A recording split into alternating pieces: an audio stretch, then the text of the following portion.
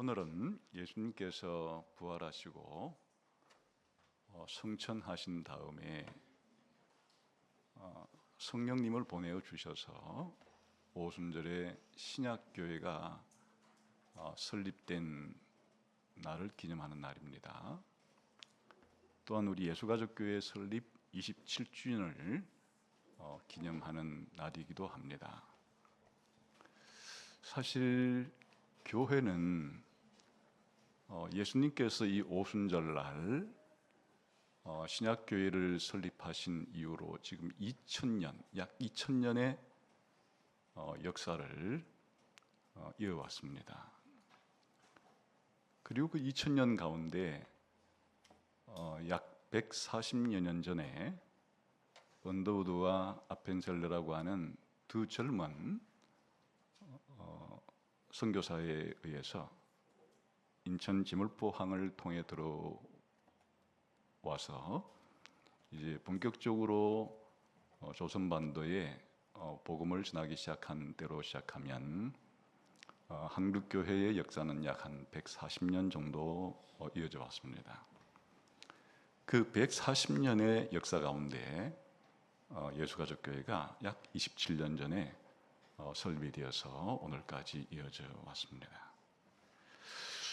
그렇다면 이 교회, 예수님께서 2000년 전에 세우시고 또 한국교회에서는 140년 전에 세워졌고 또 우리 예수가족교회가 27년 전에 세워졌는데 이 교회는 여러분이 속해 있는 가정이나 또 여러분이 다니는 학교나 직장 혹은 이 국가라고 하는 단체와 무엇이 다른 교회만의 독특한 정체성을 가진 이런 단체일까요?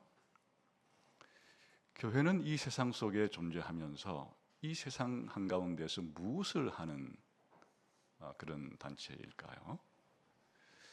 이런 교회의 본질 그리고 교회가 무엇을 해야 하느냐에 대한 교회의 사명을 가장 잘 보여주는 성경 본문이 그 본문 가운데 하나가 오늘 읽은 이 말씀입니다. 오늘 읽은 마태복음 16장 18절에서 19절까지의 말씀은 예수님께서 앞으로 교회를 설립하겠다, 교회 설립에 대한 언급을 하시면서 교회가 무엇인지 또 교회가 어떤 사명을 가졌는지를 알려주고 있죠. 이 본문은 사실 예수님의 이 공생애 가운데 아주 중요한 시기, 역사적인 시점에 이 말씀을 하셨습니다. 그럼 뭘 보면 알 수 있는가 하면 16장 21절을 우리가 처음 볼까요? 시작. 이때로부터 예수 그리스도께서 자기가 예루살렘에 올라가 장로들과 대제사장들과 서기관들에게 많은 고난을 받고 죽임을 당하고 제3일에 살아나야 할 것을 제자들에게 비로소 나타내시니 이때로부터 비로소, 이게 이제 예수님의 약 3년 동안의 공생애를 보게 되면 처음은 예수님께서 이 유대라는 나라가 대략적으로 3분이 되어 있죠. 맨 밑에는 유다, 중간에는 사마리아, 북쪽은 갈릴리라고 부르는데 주로 약 2년 이상을 북쪽 갈릴리 지방을 중심으로 복음을 전하시고 귀신을 쫓아내시고 병자를 고치시는 이런 사역을 하셨습니다. 근데 이 북쪽 갈릴리 사역을 이제 끝내시고 예수님은 예루살렘에 가셔서 죽으시고 부활하셔야 하기 때문에 이제 공생애의 마지막 시간, 약 크게 보면 1년이지만 정확하게는 한 6개월 전부터 이제 예루살렘으로 올라가기 시작합니다. 예수님의 지상생애의 하이라이트는 우리 죄를 위해 죽으시고 부활하시는 하시는 것이기 때문에 이 중요한 전환점, 북쪽 갈릴리 사역을 마치시고 남쪽 유다 예루살렘으로 전환하시는 그 사역의 분기점에 바로 오늘 이 사건이 있었던 것입니다. 이 말씀이 있어서 그러니까 시기적으로 굉장히 중요한 말씀이죠. 지금까지는 일반 대중들을 상대로 하나님 나라를 선포하시다가 지금부터는 자신의 제자들에게 집중적으로 예수님 자신과 하나님 나라를 소개하는 전환점에 바로 이 말씀을 하셨다는 것이 굉장히 중요한 위치를 차지하고 있다. 그렇게 생각할 수 있겠죠. 그리고 이 말씀을 하신 장소도 대단히 중요합니다. 우리 한번 이 장소가 어디서 시작됐는지 16장 13절부터 보겠습니다. 13절 한 절만 읽어보면 됩니다. 시작. 예수께서 빌립보 가이사랴 지방에 이르러 제자들에게 물으시되 사람들이 인자를 누구라 하느냐. 오늘 이 교회 설립에 대한 말씀은 빌립보 가이사라라고 하는 지방에서 이 말씀을 하셨습니다. 이 빌립보 가이사라라고 하는 도시 이름이 두 개의 이름이 결합된 건데 헤롯 왕의 헤롯 예수님이 태어날 때 그 헤롯 왕을 우리 헤롯 대왕이라 부릅니다.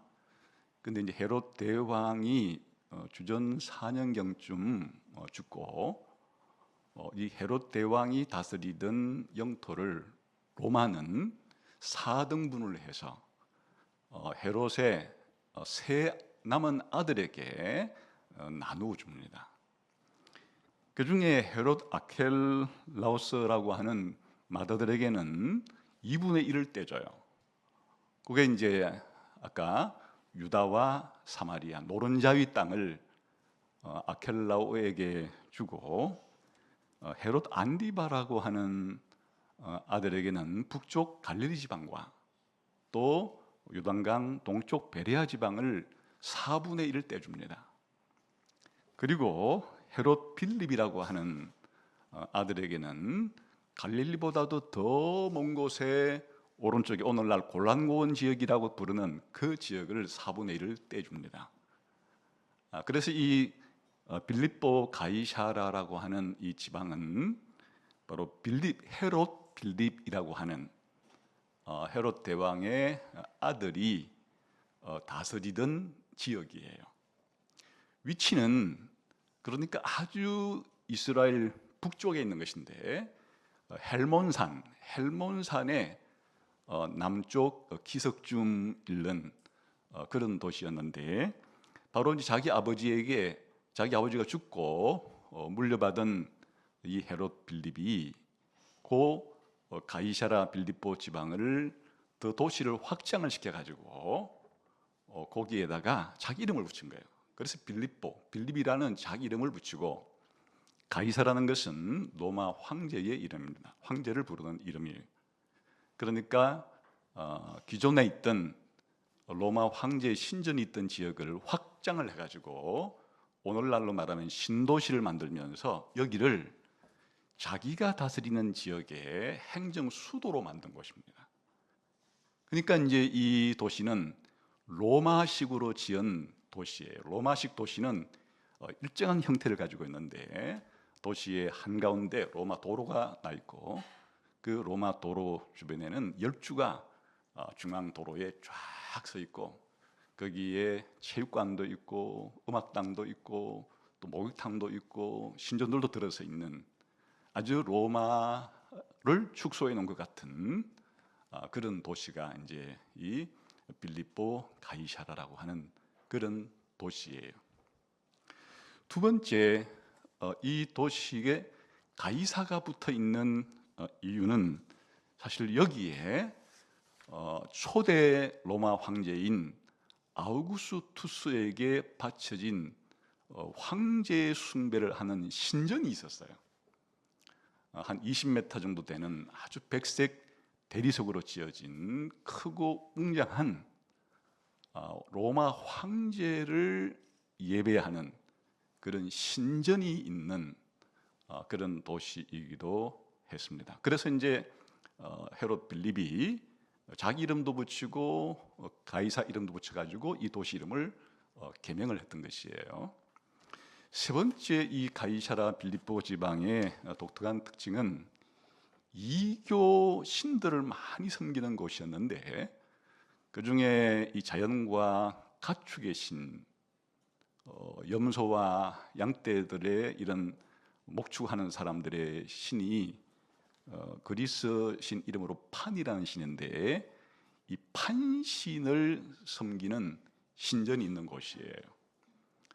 이 판신이 있는 신전은 이 가이사라 빌립보 지방의 북쪽에 약 높이는 30m, 넓이는 150m가 되는 아주 붉은 거대한 암벽이 있는데, 그 거대한 이 붉은색의 암벽의 중앙 끝에는 아주 크고 깊은 동굴이 있었어요.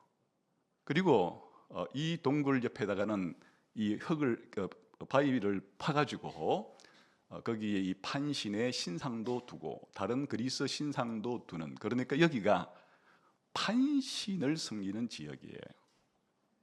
그래서 이 가이사라 빌립보라고 하는 이 지역 자체가 바로 로마식으로 구성된 헤롯 빌립이 다스리는 수도 서울인 동시에 로마 황제의 신전이 있는 도시이자 판신을 섬기는 거대한 붉은 암벽 속에 판신의 신전이 있는 그런 아주 독특한 로마 황제의 권력이 살아 숨쉬고, 또 이교 신의 엄청난 영향력이 있는, 특히 로마 황제는 이 당시에 뭐로 불렸는가 하면 로마 황제를 주라 부르고 신의 아들이라고 부른 것이에요.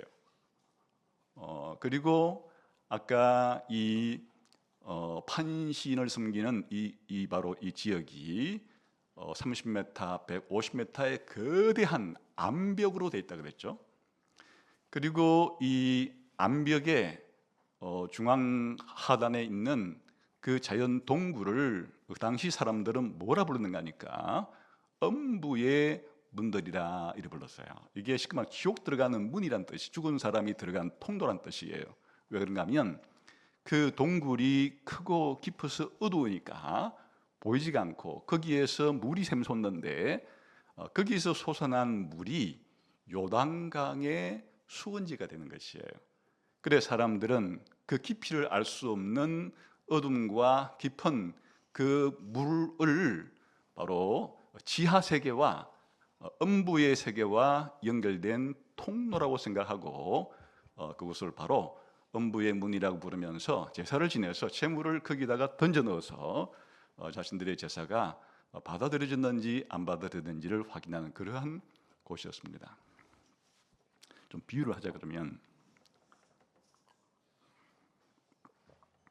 이 가이사라 빌립보라는 도시 자체가 오늘날처럼 이렇게 대도시는 아니에요. 이 중심부엔 약 300m의 가로와 한 500m 정도의 그런 세로의 크기의 이제 이런 여러 가지 건물들이 들어서 있으니까 딱 우리나라 광화문 크기예요. 광화문 내거리에 이순신 장군 동상이 있는 곳으로부터 양옆에 교보빌딩도 있고 세종문화회관도 있죠. 그리고 이제 광화문 내거리를 광화문 쪽으로 쭉 가면 광화문이 나오는데 그 거리가 한 500m 정도 돼요. 그러니까 이 도시가 어떻게 생겼는가 하면 딱 광화문 사거리 크기인데, 이렇게 한 입구에서 광화문으로 가는 그 기간 동안에 도시들이 쫙 그 열주가 들어서 있고 건물들이 있고, 거기에 오늘날 광화문의 크기가 높이가 한 밑에서부터 20m 정도가 되는데, 그 크기가 이 황제에게 바친 백색으로 대리석으로 된 그 신전이 있는 그런 위치고, 그 뒤에는 지금은 경복궁과 북악산이 있지만 그거 빼고 거기다가 뭐가 있는가 하니까 30m 그리고 150m의 붉은색으로 된 병풍 같은 그런 암벽이 그 뒤에 쳐져 있다. 이렇게 보시면 이제 대충 이 그림이 그려질 것이에요. 여기에 예수님이 교회 설립에 대한 모든 것이 다 지금 연관이 되어 있다는 것을 알 수가 있어요. 베드로에게 너는 나를 누구라고 하느냐 물었을 때 주는 그리스도시고 하나님의 아들입니다. 이 고백은 로마 황제에게 하던 고백이에요. 그리고 내가 이 반석 위에 내 교회를 세우겠을 때 바로 30m 높이 10층 높이의 150m 축구장보다 더 큰 거대하게 병풍처럼 둘러서진 그 암벽을 바위를 생각해 보시면 이 거대한 암벽 앞에 로마의 신전이 놓여져 있고, 그리고 판신을 섬기는 그런 신전이 인데 비해서 예수님께서는 이 거대한 베드로가 고백한 이 바위에다가 자신의 교회를 세우겠다. 그리고 이 교회가 음부의 권세, 음부의 문들을 이길 것이다. 그 아까 거대한 암벽의 밑에 있는 금은 동굴을 당시 사람들은 바로 음부의 문이라 부른다 그랬죠. 그러니까 지금 이 장면을 머릿속으로 한번 그려보세요. 예수님은 목수 출신으로서 거의 갈릴리 어부 출신 한 12명을 데리고 지금 이 거대한 로마 황제의 권세가 모든 곳에 장엄하게 쓰여져 있는 그 도시에서, 그리고 이교 신전들을 숨기는 도시 한가운데서 사람들은 로마 황제를 주라고 신의 아들이라고 부르는 이 환경 속에서 바로 너희들이 나를 누구라 하느냐, 이 질문을 던진 것이고, 이런 상황 가운데서 베드로는 사도들과 모든 제자들을 대표해서 로마의 황제가 아니라 예수님 당신이 주님이시고 살아계신 하나님의 아들이라고 고백을 하며, 예수님은 이 고백을 기초로 바로 교회를 앞으로 건설할 텐데, 이 교회는 음부의 문들이 결코 이길 수 없을 것이라고 하는 이와 같은 말씀을 장엄하게 하시는 예수님에 대한 신앙 고백과 교회의 출발을 알리는 것이 이런 환경 속에서 지금 일어났다, 그런 뜻이에요. 그러니까 아주 중요한 시간과 아주 의미가 깊은 중요한 장소에서 교회 설립에 대한 말씀을 그렇게 하셨다 하는 것을 이제 알 수가 있겠죠. 그러면 오늘 이 18절의 말씀은 교회에 대한 말씀이고 19절의 말씀은 교회에 준 사명에 대한 말씀이에요. 우리 한번 18절을 다시 읽어봅시다. 시작. 또 내가 네게 이르노니 너는 베드로라. 내가 이 반석 위에 내 교회를 세우리니 음부의 권세가 이기지 못하리. 여기에 교회에 대한 본질, 교회가 무엇이냐, 교회가 세상의 여러 단체와 뭐가 다르냐, 교회가 구약의 이스라엘과 뭐가 다르냐 하는 교회의 이 본질, 교회의 정체성에 대한 말씀이 아주 엑기스처럼 담겨 있어요. 우선 교회라고 이 하는 말이 중요한데, 이 교회라고 하는 헬라어는 에클레시아라고 하는 이 단어는 마태복음 전체에서 딱 이곳에서 이제 처음 시작한 말이에요. 그리고 18장에도 한 번 나와요. 근데 이게 예수님의 이 생애와 사역을 기록한 사복음서 전체에 교회라는 말은 딱 2번 나오는 게 여기만 나오는 말이에요. 그러니까 우리가 흔히 많이 쓰는 이 교회가 나중에 서신서에는 많이 나오지만은 이 사복음서에는 딱 이 마태복음 오늘 말씀하신 여기에 한번 하고 18장에서 한 번 하는, 두 번이 나오는 것인데, 그러면 이 교회라고 하는 말은 갑자기 예수님이 만들어낸 말이 아니고 이게 구약 시대에 이스라엘 백성을 부르는 이름이 교회였어요.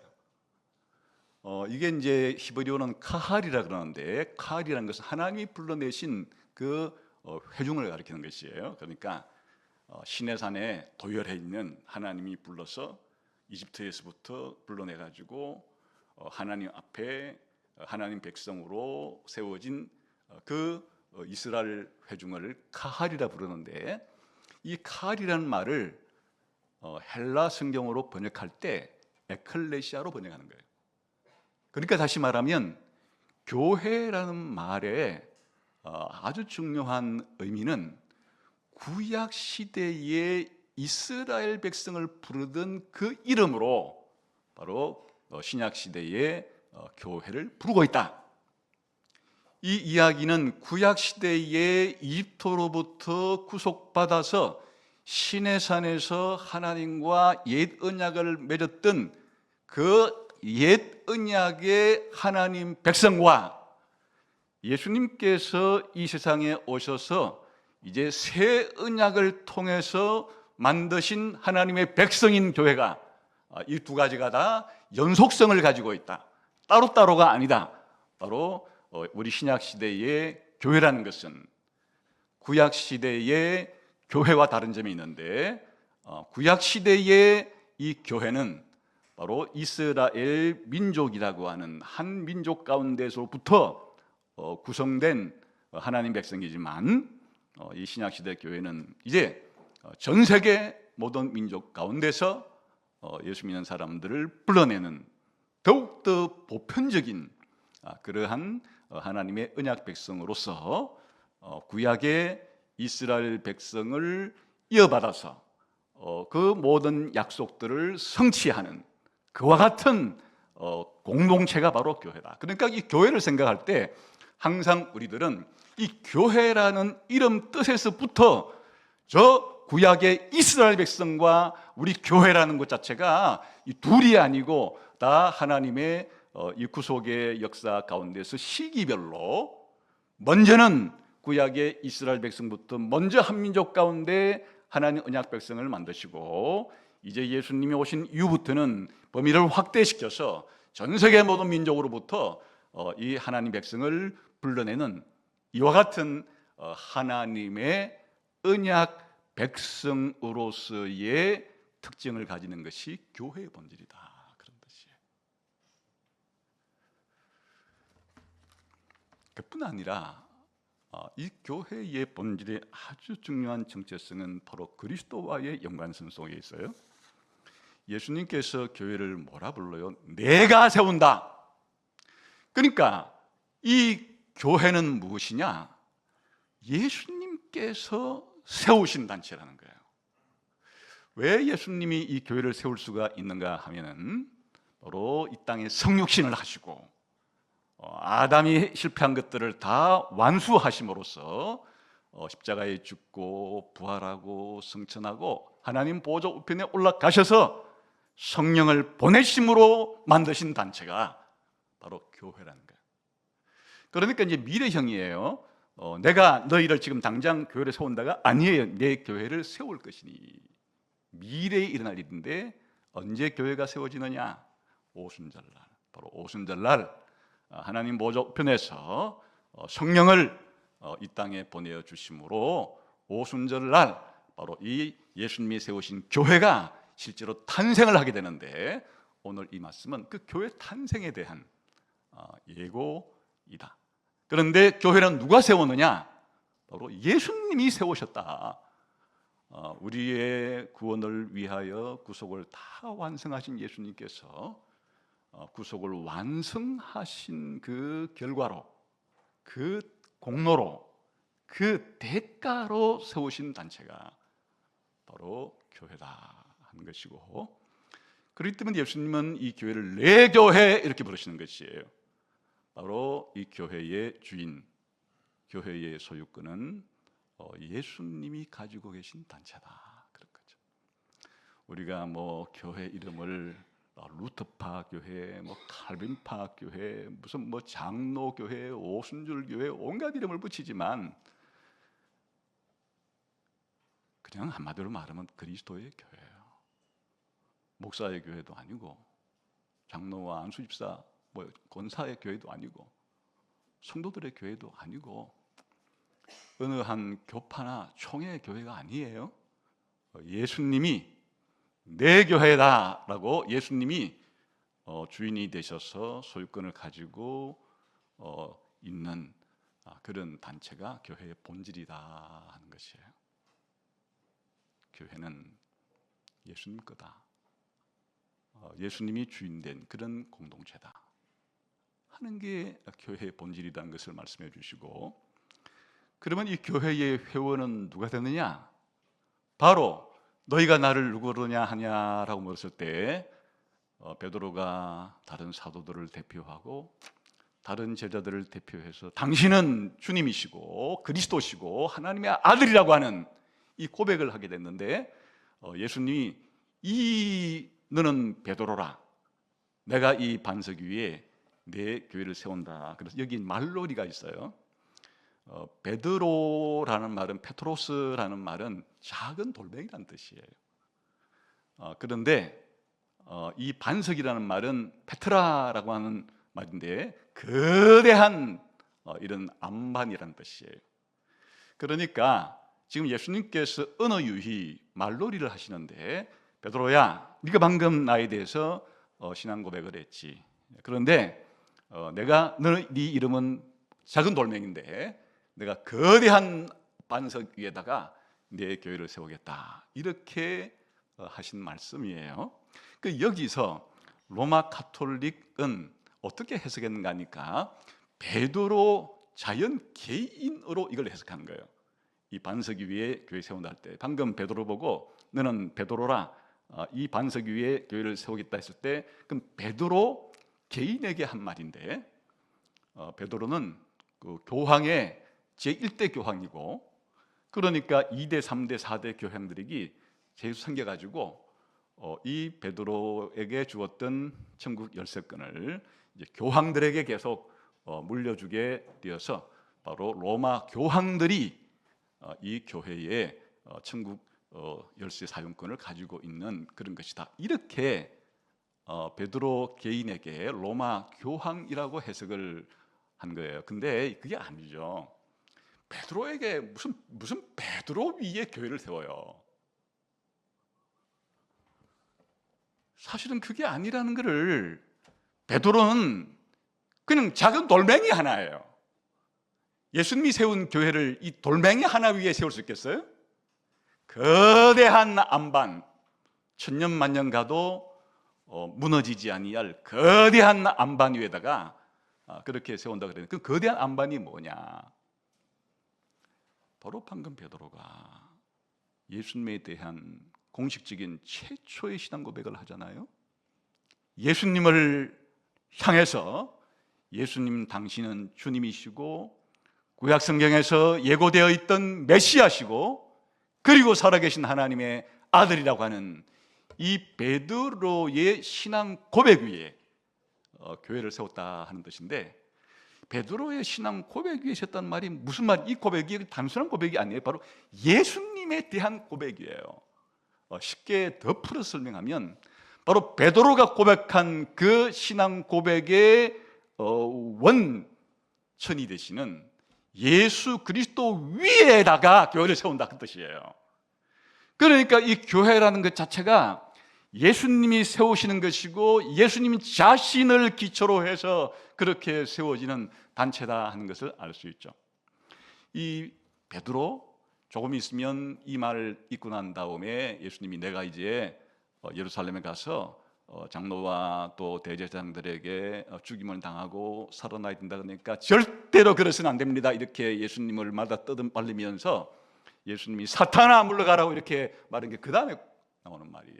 그러니까 무슨 베드로 개인에게 세웠다는 얘기가 되겠어요.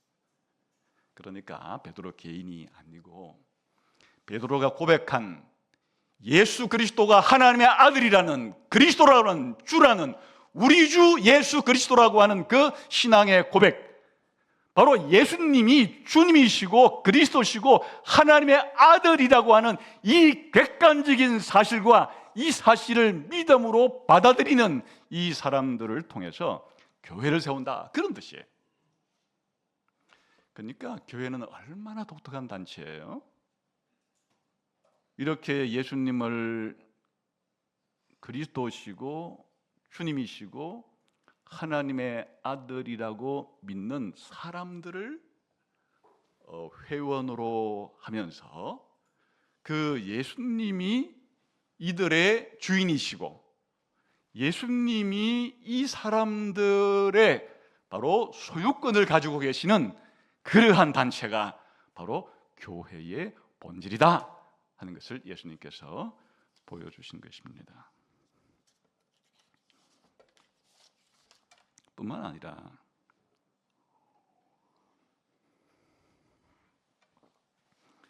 교회는 종말론적인 특징을 가지고 있는데, 교회가 앞으로 어떻게 될 것이냐, 교회의 미래에 대한 말씀을 하시면서 엄부의 권세라는 말은 이게 의역이에요. 엄부의 문들이 직역이에요. 엄부의 문들이 교회를 이기지 못할 것이다.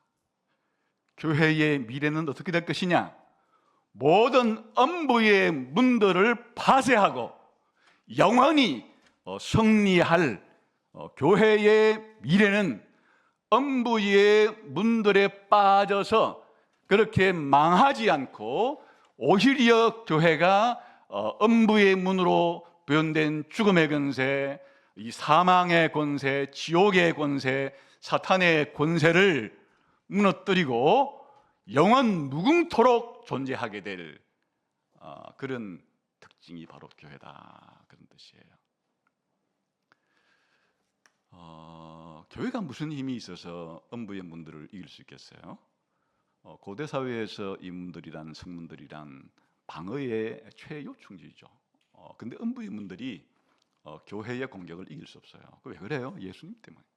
예수님이 이제 조금 있으면 왜 십자가에 달리시고 무덤에 묻히시고 부활할까요? 바로 이 사망의 권세, 이 엄부의 권세, 지옥의 권세, 사단의 권세를 예수님의 죽음을 통해서, 부활을 통해서 완전히 예수님께서 무너뜨리시고 모든 권세를 무장해제시키게 될 것이에요. 그러니까 교회는 죽음을 통해서, 부활을 통해서 죽음을 이기시고 부활하신 그 예수님과 연합된 단체이기 때문에, 그래서 교회는 영원 무궁하게 될 것이고, 교회는 이 세상의 그 어떤 악의 사탄의 권세를 대상으로 했을 때 무너지는 것이 아니라, 오히려 무너지는 것은 이미 예수님을 통해서 죽음도 엄부도 지옥도 사단도 악의 권세가 이미 무너진 것이고, 교회는 그 승리를 그대로 지키면서 장차 영원한 하나님의 나라 백성으로 살아가게 될 것이니까, 교회의 이 영원성, 교회의 종말에 대해서 미리 가르쳐 준 거예요. 그러니까 예수님의 이 짧은 한마디 속에 교회가 얼마나 깊고 넓고 심오하다는 것을 보여주신 것이에요. 이 교회는 구약의 이스라엘 백성이라고 하는 옛 언약 백성에게 약속된 모든 것을 이제 완전히 성취하는 새 언약 백성인 동시에 예수 그리스도께서 자기의 죽음과 부활의 터전 위에서 구속하신 그리스도의 교회이고, 이 교회는 영원 무궁하리라.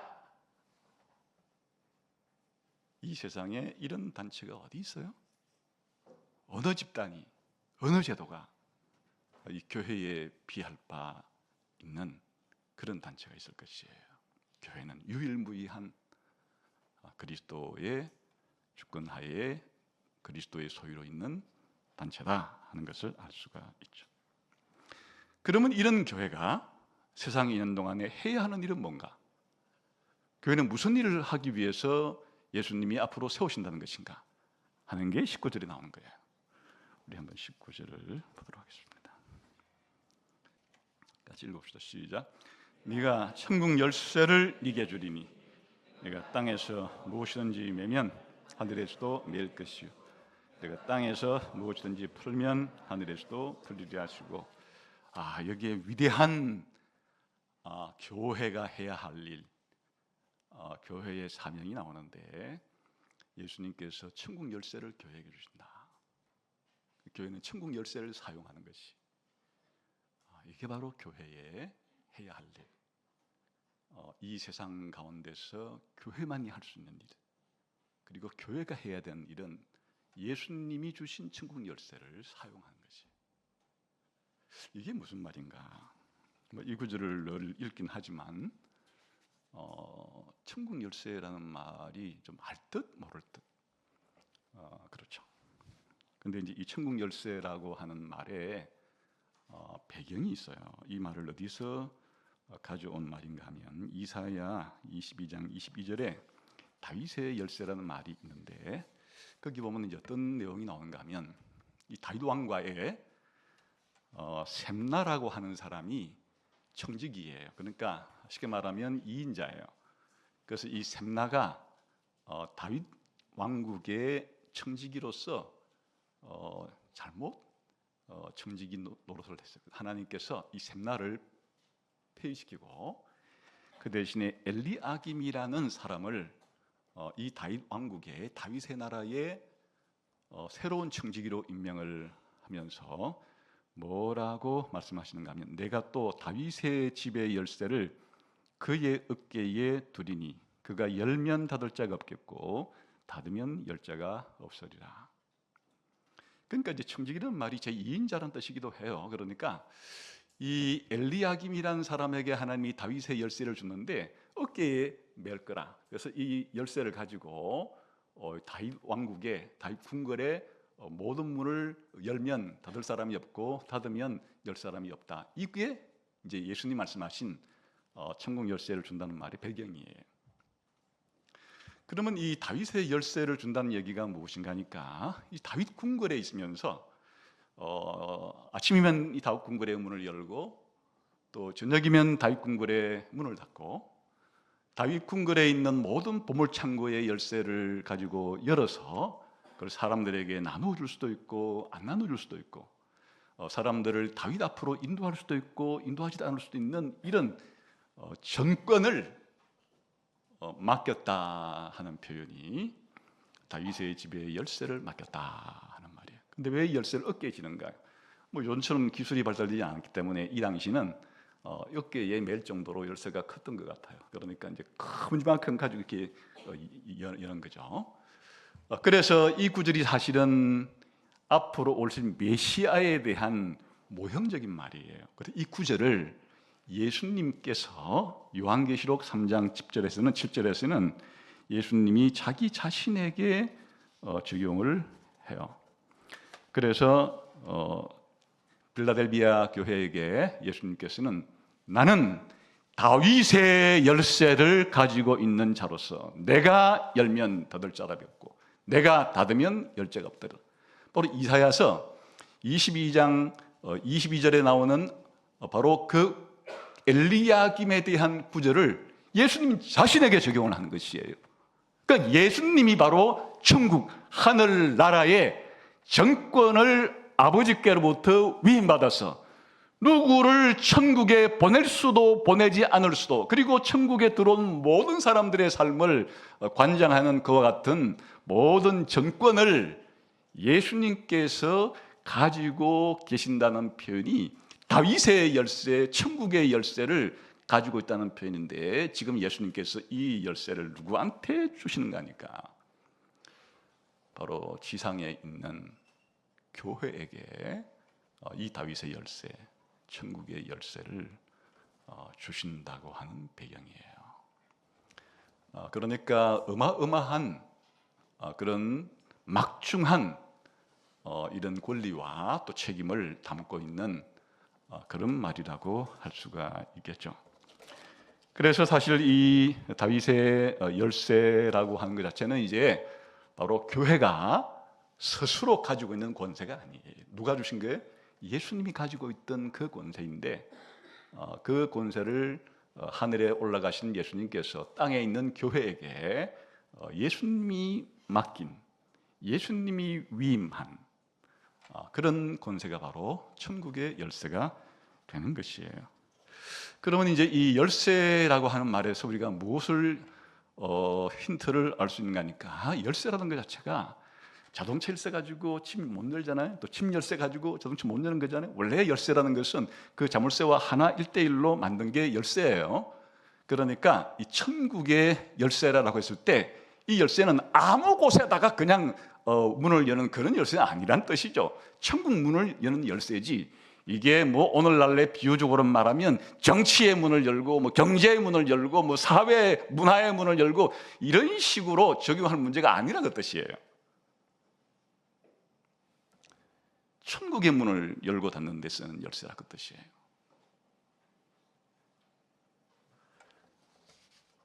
천국의 문이라는 것은 그럼 뭐예요?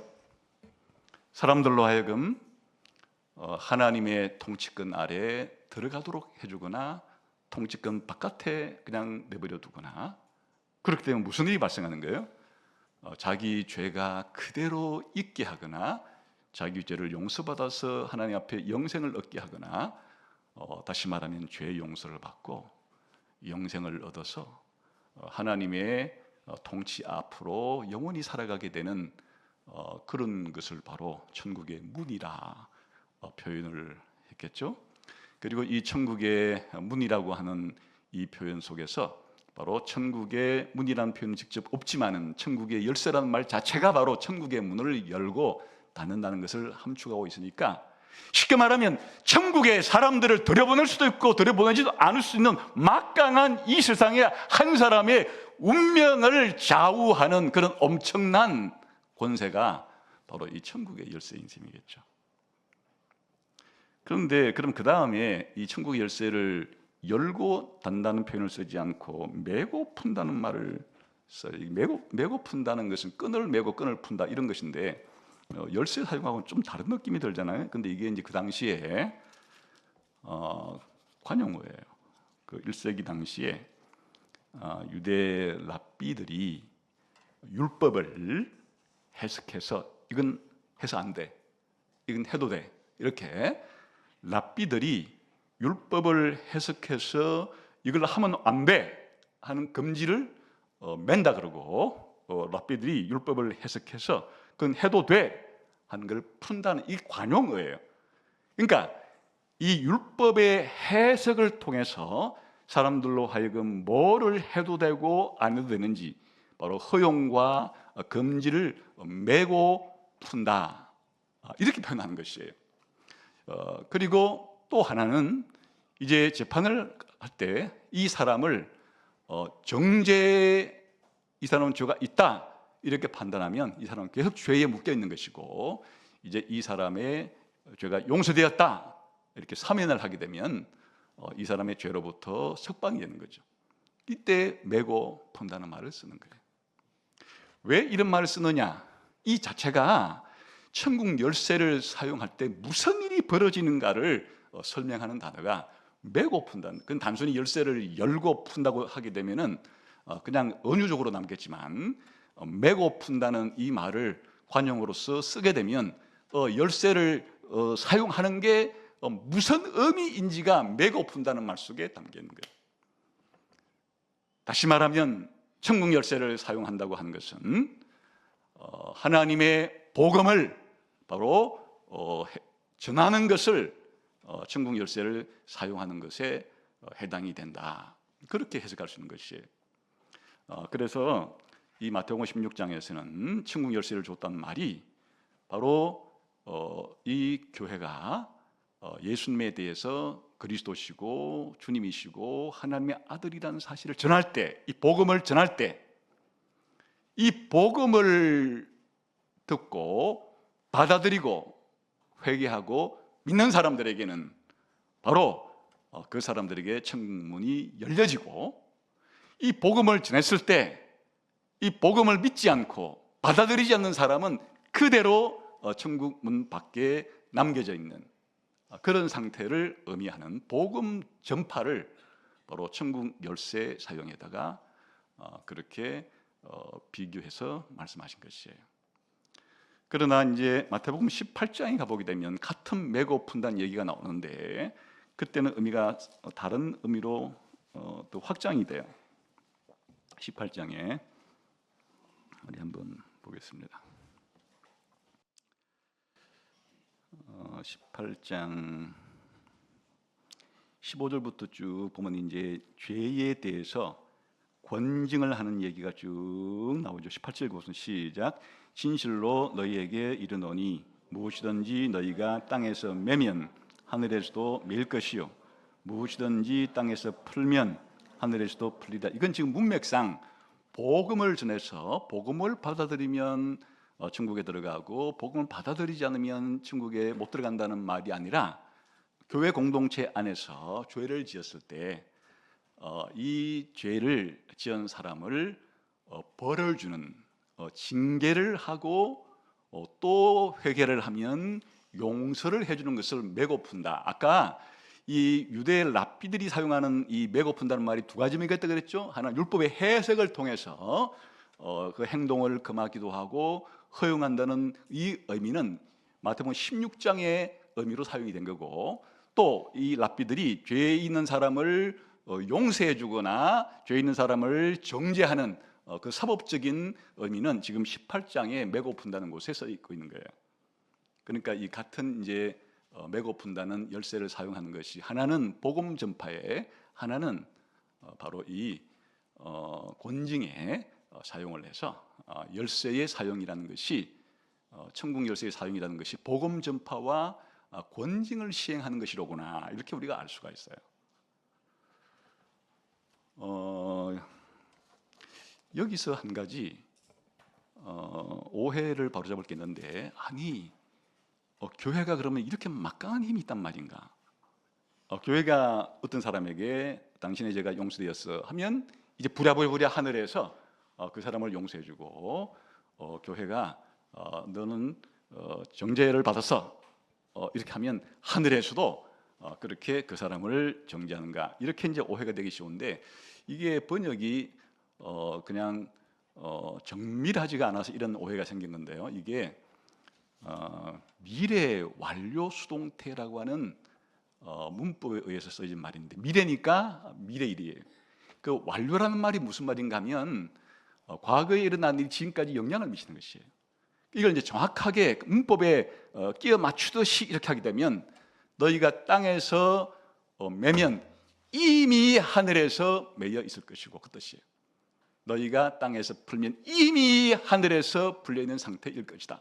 이게 무슨 말인가 하면, 이 한 사람을 천국에 보내고 안 보내고, 한 사람의 죄를 용서해주고 용서해주지 않는 게 우리 교회가 무슨 그런 권한이 있겠어요. 이미 하늘에서 예수님이 결정한 것을 우리는 그냥 집행하고 선포한다는 뜻이에요, 이게 문법적으로. 그런데 이렇게 아주 애매하게 번역하기가 어려우니까 그냥 미래로만 번역해서 너희가 땅에서 매면 하늘에서도 맬 것이고 너희가 땅에서 풀면 하늘에서 풀리리라. 마치 주도권이 땅에 있는 교회가 매거나 풀면 수동적으로 결과적으로 하늘에 사는 것처럼 되어 있으나 사실은 뒤바뀐 것이에요. 이미 하늘에서 매기로 결정한 것은 교회가 그 결정을 받아들여서 선포하고 성행하는 의미가 있는 것이고, 이미 하늘에서 풀기로 결정하게 되면 교회가 그 하늘의 결정에 따라서 그렇게 푸는 그런 의미다, 그 뜻이에요. 근데 이제 이 해석이 제가 하는 해석이 아니고 우리 종교개혁자들이 바로 이 마태복음 16장과 18장에 메고 푸는 천국 열쇠에 사용이 된 해석을 이렇게 교회의 복음 전파와 교회의 권징 시행이라고 해석을 했어요. 이거는 우리 종교개혁자들의 이제 해석이 되는 셈이에요. 그래서 1563년에 하이델베르크 교리문답이라는 게 있는데, 여기에 83번째 물음이 뭔가니까 이 천국의 열쇠가 뭡니까? 이렇게 물어요. 그리고 대답이 뭔가 하면 거룩한 복음의 선포와 교회의 권징입니다. 그러니까 이 하이델베르크 교리 문답에다가 이 종교개혁자들이 어떻게 이제 해석을 붙여놓는 거니까, 바로 이 천국의 열쇠가 뭡니까? 복음을 전파하는 것과 권징을 실행하는 게 이게 바로 천국의 열쇠입니다. 이렇게 이제 해석했다 그 말이에요.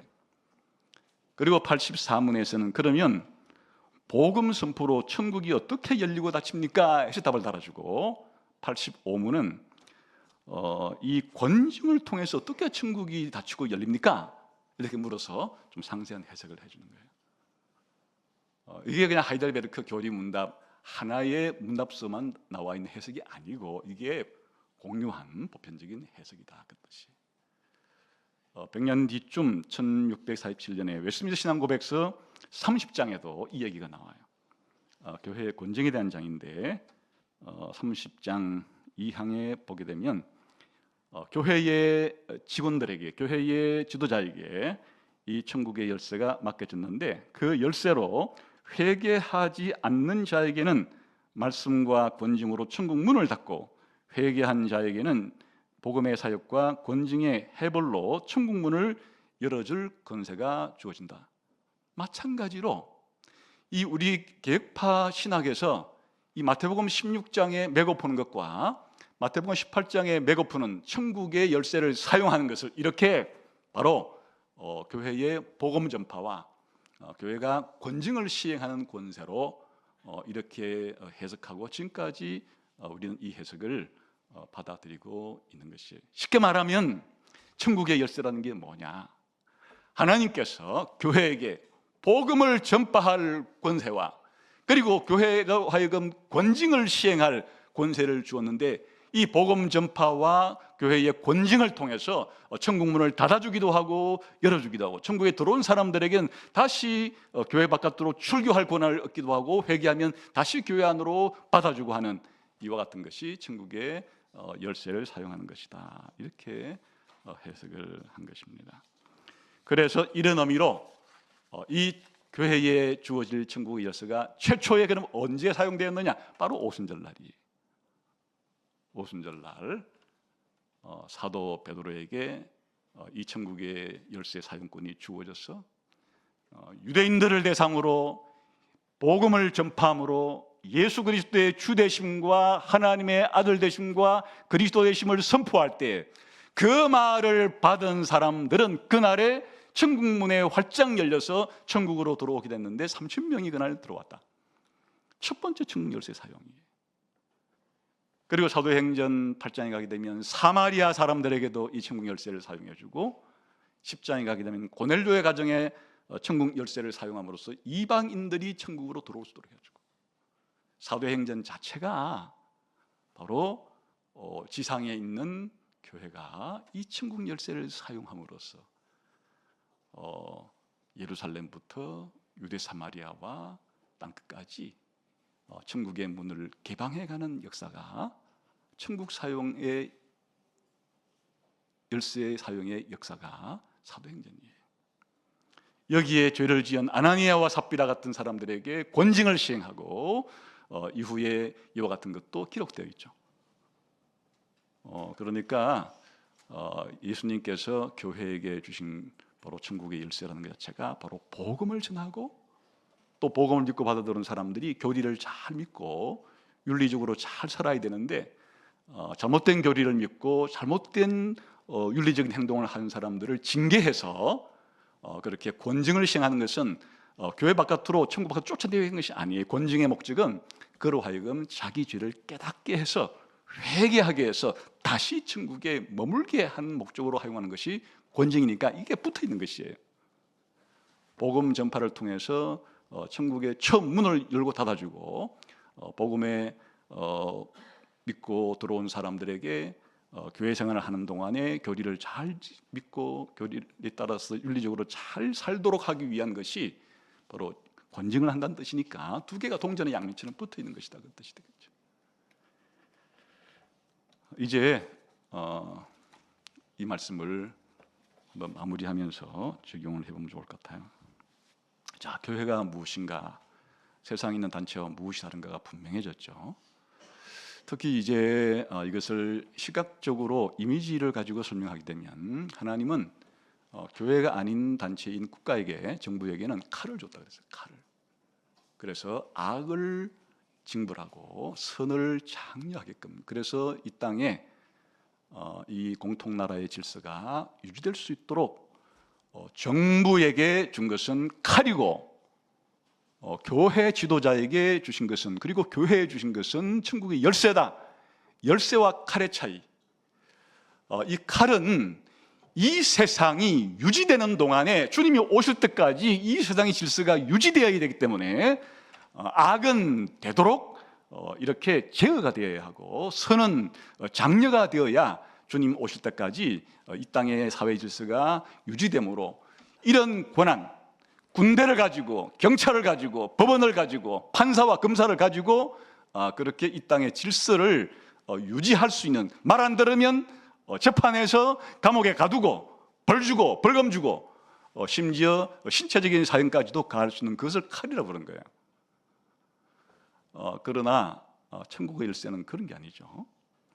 우리 사람들의 영혼이 예수 그리스도에 대한 복음을 받아들여서 그것을 믿게 되면 그의 영혼이 하나님의 백성이 되고 죄가 용서되고 하나님의 자녀가 되게 하는, 천국에 들어갈 수 있게 만드는, 영생을 부여하는 것이니까 완전히 차원이 다른 종류의 그런 도구를 하나님께서 맡기심으로써, 그리스도께서 맡기심으로써 이 세상에서 이와 같은 천국 열쇠를 부여하신 곳은 교회밖에 없다.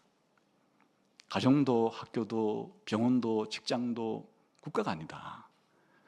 그런 면에서 교회는 이 천국에 들어갈 수 있도록 만들어주는, 영생을 얻도록 만들어주는, 사람이 자신의 죄를 용서받도록 만들어주는, 하나님의 자녀가 되게 만들어주는, 영원 무궁토록 새하늘과 새 땅에서 만들어줄 수 있는 이 복음 전파권과, 그리고 이 복음을 받아들인 사람이 이 지상에서 교회 생활을 하는 동안에 교리적으로 올바르게 믿고 윤리적으로 바르게 살아갈 수 있도록 조치를 취해서 교회로 거룩성을, 세상과 구별되는 특징을 유지하게끔 만들어주는 이 두 가지 권한이 교회에게 주어진 위대한 것인데, 거기에 성례가 있어서 이 성례는 이 복음 전파를 눈으로 전파하는 것이고, 또 이 성례를 참여하지 못하게 만드는 게 권징이니까 이 세 가지가 다 얽혀 있는 것이에요. 그러니까 다시 말하면 우리 종교개혁자들이 말했던 교회의 표지, 이 사람들이 모여 있는데 진짜 참 교회인가 아닌가를 뭘로 구분할 수 있는가? 거기에 하나님의 말씀이 바르게 선포되고 있는가? 거기에 하나님의 말씀이 바르게 성례를 통해서 집행되고 있는가? 그리고 하나님의 말씀을 바르게 믿지 않거나 바르게 살아가지 않을 때 징계를 통해서 회개하게 만들어서 교회가 세상의 다른 단체와 구별을 유지할 수 있도록 그렇게 만들어주고 있느냐? 그렇다면 참 교회고, 자기들은 교회라고 모여 있는데 이런 일들이 일어나지 않으면 가짜 교회다. 이렇게 분별할 수 있는 것을 객관적인, 외적인 교회의 표지라 부르는데, 바로 종교개혁자들은 이 천국의 열쇠를 교회 표지로 해석한 것이에요. 그러므로 여러분, 우리가 매주 주일날 예수가족교 교인으로 모여서 하는 이 일은 얼마나 하나님의 특별한 은혜로 유일무이하게 독특한 은혜를 누리면서 살아가고 있는 단체에 우리가 지금 모여서 예배드리고 있는가 하는 것을 알 수가 있겠죠. 이걸 비유하자면 이 교회는 천국 대사관 같은 곳이에요. 교회에게 천국의 열쇠를 맡겼다는 얘기는 교회와 천국이 밀접한 관계가 있다는 말이잖아요. 어떤 관계가 있느냐? 교회가 곧 천국은 아니죠. 천국의 일부죠. 그런 면에서 교회는 천국 대사관이라 하면 잘 맞겠죠. 본국이 천국에 해당된다 그러면 교회는 이 지상에서 본국의 통치와 주권이 미치고 있는 곳. 그러니까 세상에 있지만 교회의 통치권과 주권과 관할권은 바로 하늘의 나라, 하늘나라의 법에 의해서 우리가 다스려지는 것이 교회다. 그리고 대사관에서 비자를 발급해 주죠.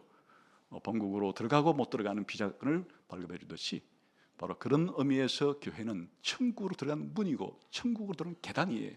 천국의 입구에서 사람들로 하여금 천국에 복음을 통해서 들어가고 못 들어가고를 그렇게 관장하고 있는 천국에 들어가는 입구다, 그런 뜻이. 엄부의 문 자체가 바로 그 당시 사람들이 생각하기에 엄부로 들어가는 문이라고 생각했듯이 교회는 바로 천국으로 들어가는 그와 같은 문과 같은 곳이다.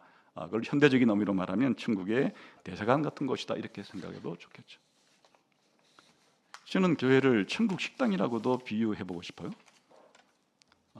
성경은 천국이 어린 양의 혼인잔치가 영원토록 이루어지는 곳이라고 말을 하고 있기 때문에 그래요. 그래서 오늘 이 성찬식은 바로 천국의 음식을 미리 맛보는, 오늘 천국 식당이 열리는 곳이, 열리는 시간이 바로 성찬식과 같은 것이에요. 달리 말하면 교회는 천국 병원이라 할 수도 있겠는데 이 병원은 환자들이 와서 고침받는 곳이죠. 우리가 도덕적으로 하나의 흠이 없는 사람이 모인 곳이 교회가 아니에요. 죄인들이 그리스도의 공로로 용서받아서 이제 우리가 모여 있는, 죄인들이 그리스도의 피로 용서받아서 모여 있는 곳.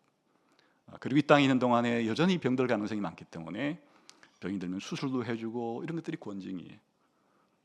그러니까 교회는 지상에 있는 동안에 나중에 완성될 천국을 미리 보여주는 그런 역할을 하는 천국의 대사관이자 천국의 식당이자 천국의 병원 같은 곳이다.